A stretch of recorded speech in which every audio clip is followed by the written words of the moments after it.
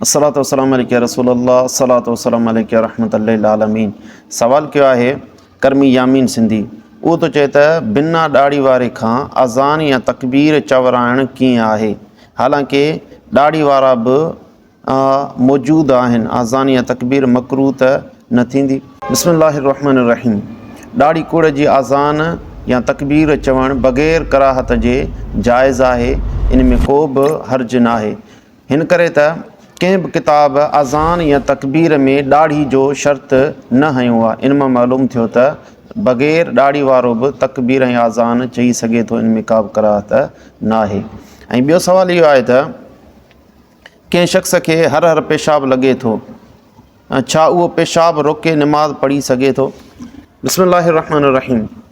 पेशाब या पायखानो झले पोइ निमाज़ अदा करणु मकरूह तहरीमी आहे। हिन करे त सुनन अबी दाऊद में हदीस मुबारक वा नबी करीम सल्लल्लाहु अलैहि वसल्लम फरमायो, ला यहिल्लु लिरजुलिन युमिनु बिल्लाहि वल यौमिल आखिर अन युसल्ली व हुवा हक़िनुन हत्ता यतखफ़फ़। पाण फरमायूं था जेको अल्लाह ऐं आख़िरत वारे ॾींहं ते ईमान रखे थो, उन जे लाइ पेशाब पायखानो झले निमाज़ अदा करणु जाइज़ नाहे, हलाल नाहे, तां त उन खां फ़ारिग थी पोइ निमाज़ अदा करे। हिन हदीस मुबारक में मालूम थियो त पेशाब या पायखानो झले पोइ निमाज़ अदा करणु जाइज़ नाहे, मकरूह तहरीमी आहे। पर जेकॾहिं वक़्तु तंग आहे, सम्झे थो त हिन वक़्तु पेशाब करे वज़ू करे ऐं निमाज़ जे लाइ ईंदुसि त वक़्तु निकिरी वेंदो या उज़ुर अथसि, त उन सूरत में जाइज़ आहे बग़ैर कंहिं कराहत जे।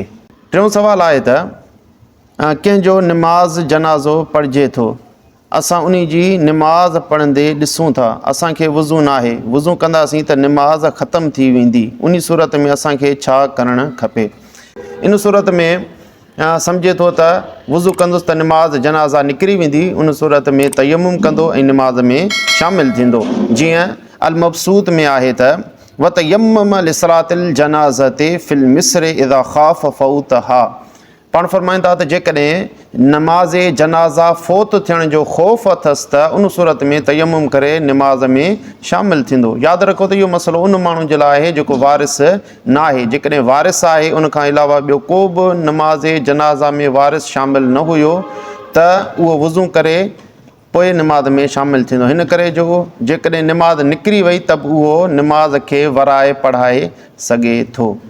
ऐं चोथों सवाल इहो आहे त कंहिं बदअक़ीदा जो निमाज़ जनाज़ा, मिसाल वहाबी या शियो जी निमाज़ जनाज़ा पढ़णु कीअं आहे, या निमाज़ जनाज़ा पढ़ाइण वारो बदअक़ीदा आहे, उन सूरत में असांखे निमाज़ जनाज़ा पढ़णु घुरिजे या न?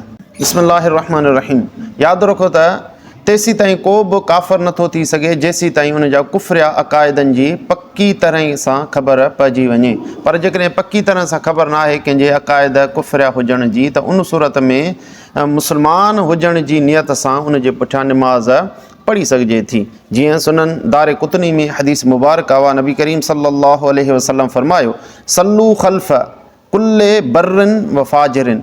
निमाज़ पढ़ो हर नेकोकार ऐं गुनाहगार जे पुठियां। वसल्लू अला कुल्ले बर्रिन व फ़ाजिरिन, ऐं हर नेकोकार ऐं फ़ाजिर जे जनाज़े ते बि निमाज़ पढ़ो। इन हदीस मुबारक में मालूम थियो त जेको बि गुनाहगार आहे या नेकोकार आहे, उन जे पुठियां बि निमाज़ पढ़ो ऐं उन जी जनाज़ निमाज़ हले त उन जी निमाज़ जनाज़ा बि पढ़ो। अलबत्ता जेकॾहिं पकी तरह सां ख़बर पइजी वञे त हिन जा अक़ाइद कुफ्र आहिनि ऐं उहो उन ते जज़म कंदो हुयो, उन सूरत में उन जे पुठियां निमाज़ जनाज़ा न पढ़ी वेंदी। वल्लाहु आलम बिस्सवाब।